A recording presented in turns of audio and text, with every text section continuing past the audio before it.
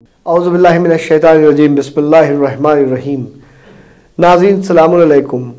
آج 3 شعبان وہ تاریخ ہے کہ جب ہمارے پیارے نبی کے گھر میں نواسے، چھوٹے نواسے امام حسین علیہ السلام کی ولادت بسعادت ہوئی۔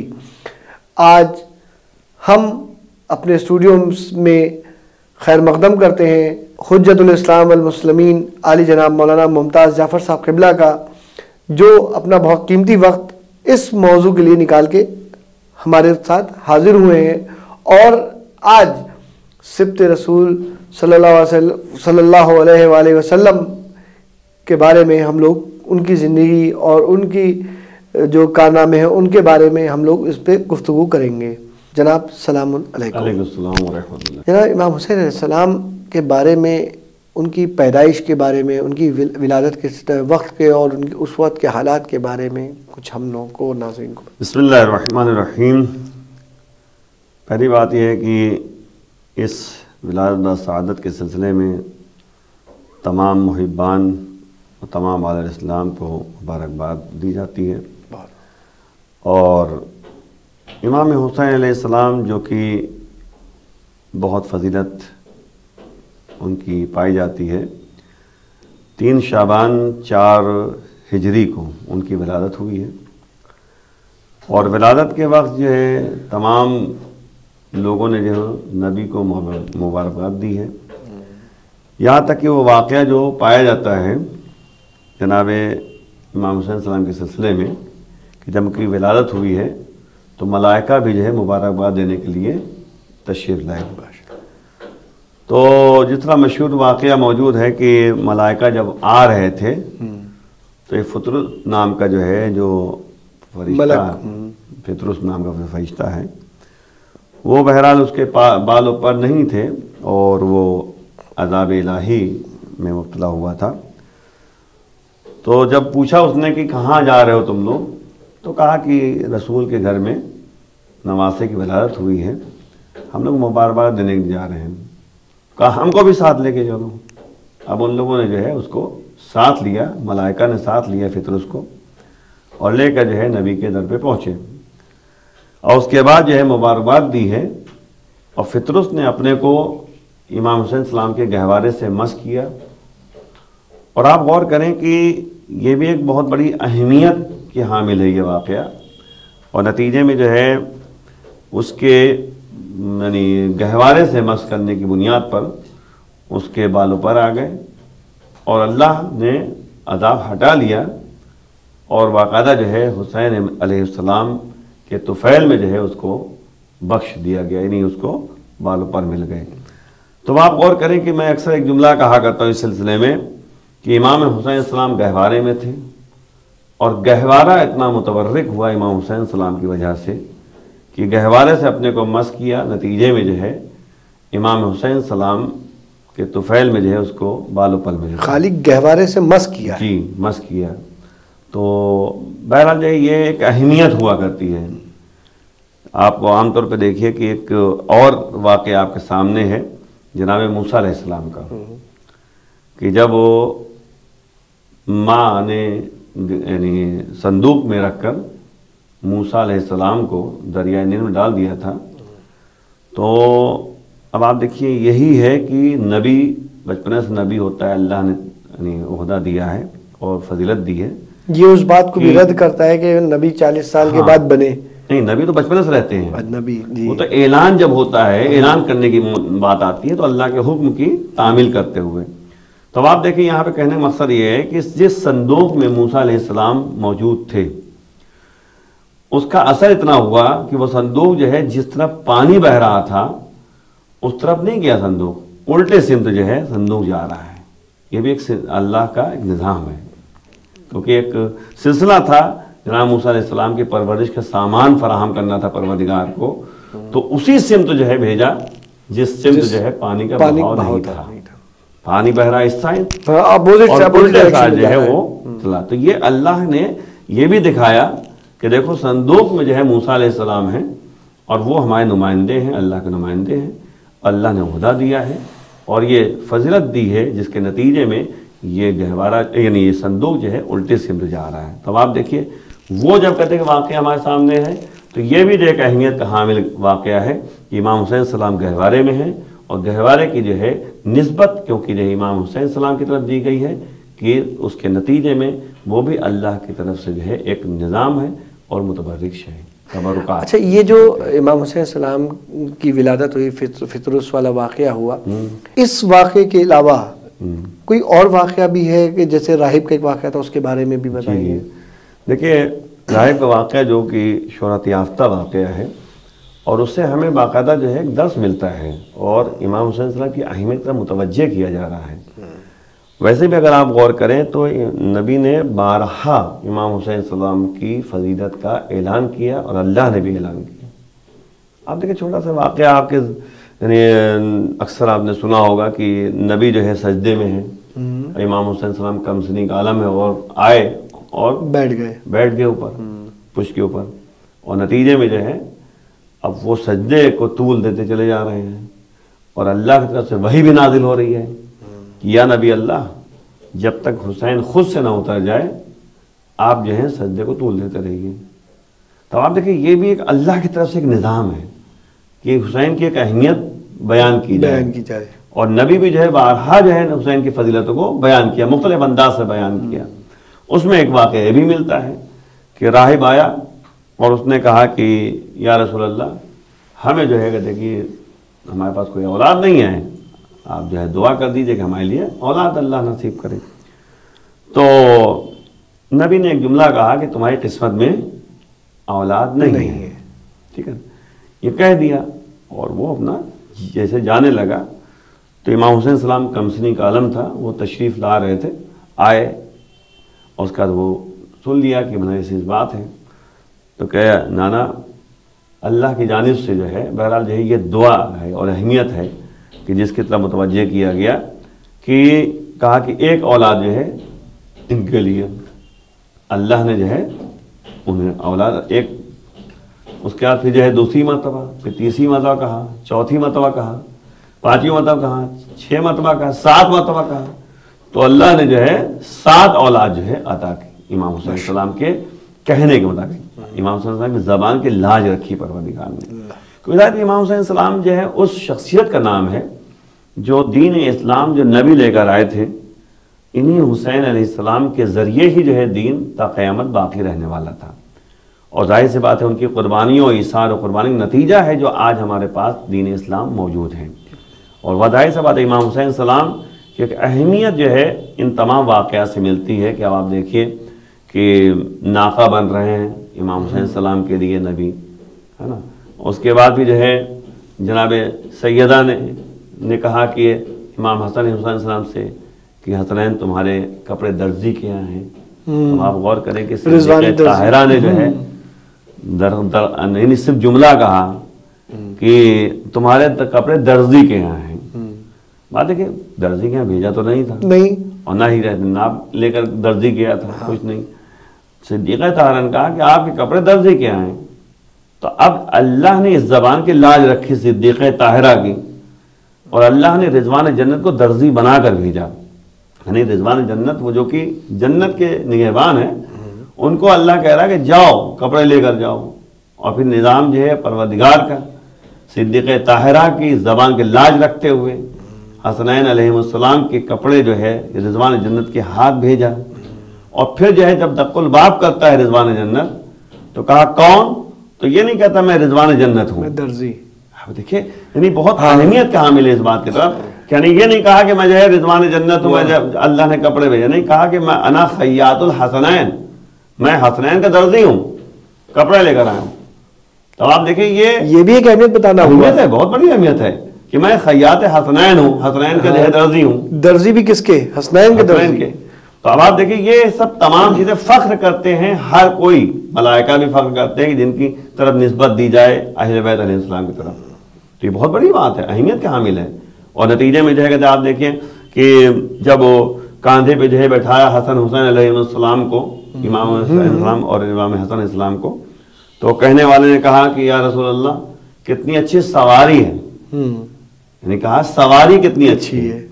تو نبی نے برجستہ ایک جملہ کہا سوار، کہ یہ کیوں نہیں کہتے کتنے اچھے سوار ہیں، واہ واہ، یعنی آپ کتنے اچھے سوار ہیں. پھر کہا کہ ان کے دونوں کے باپ جو ہیں ان سے بھی بہتر ہے، یعنی مولا کائنات کی بھی فضیلت بیان کی.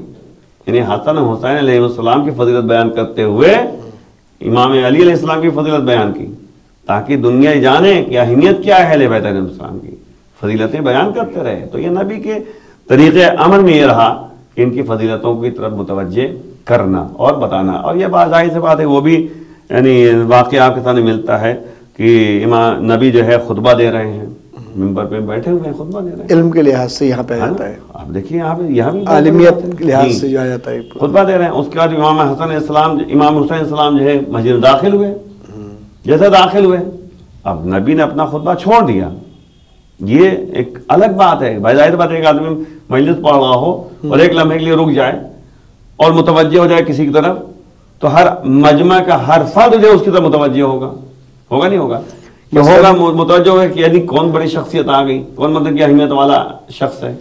تو اس لیے نبی جو ہے خاموش ہو گئے، اٹھ گئے، ممبر سے اٹھے اور اتر آئے ممبر سے اور گئے اور جا کے امام حسین السلام کو گود میں لے لیا اور پھر ممبر پہ آگے بیٹھ گئے. اب اتنا کام کیا تو لوگوں نے دیکھا ضرور، متوجہ ضرور ہوئے.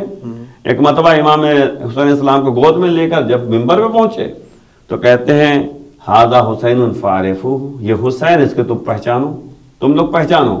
اب ظاہر سی بات ہے امام حسین علیہ السلام مدینے میں پیدا ہوئے، ان کی ولادت مدینے میں ہوئی، مدینے والے موجود تھے، سب جانتے تھے یہ نبی کے نواسے ہیں، سب جانتے تھے علی کے بیٹے ہیں، سب جانتے تھے کہ فاطمہ کے لخت جگر ہیں، سب جانتے تھے امام حسن صاحب کے بھائی ہیں.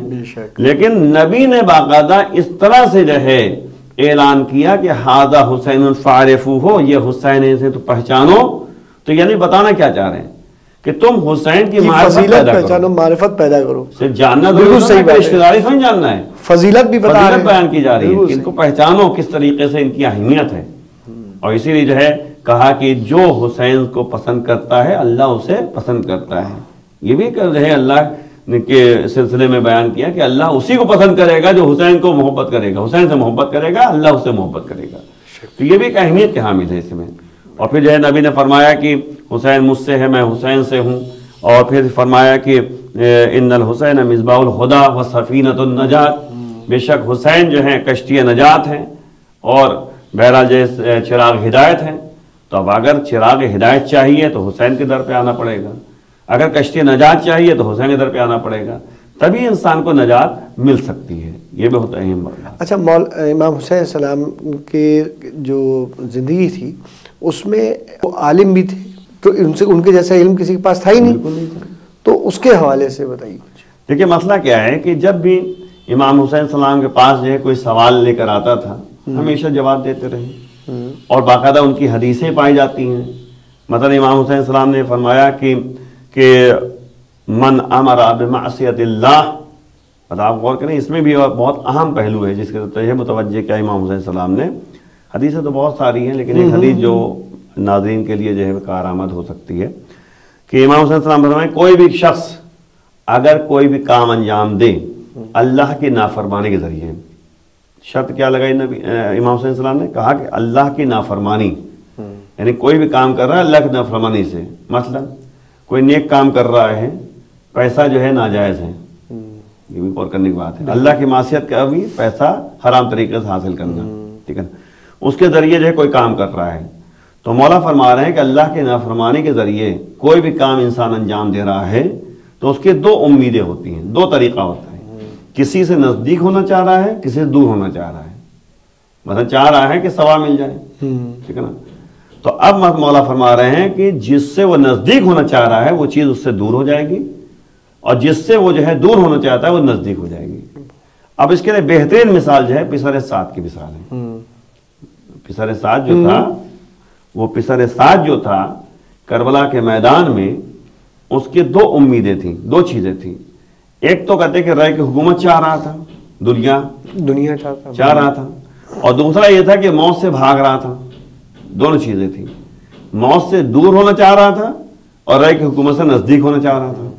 امام نے کہا جو نافرمانی کے خدا کی نافرمانی کے ذریعے حاصل کرنا چاہ رہا ہے، کوئی کام انجام دینا چاہ رہا ہے، تو جس سے قریب ہونا چاہ رہا ہے وہ دور ہو جائے گی، جس سے نزدیک جس سے دور ہونا چاہتا ہے وہ چیز قریب ہو جائے گی۔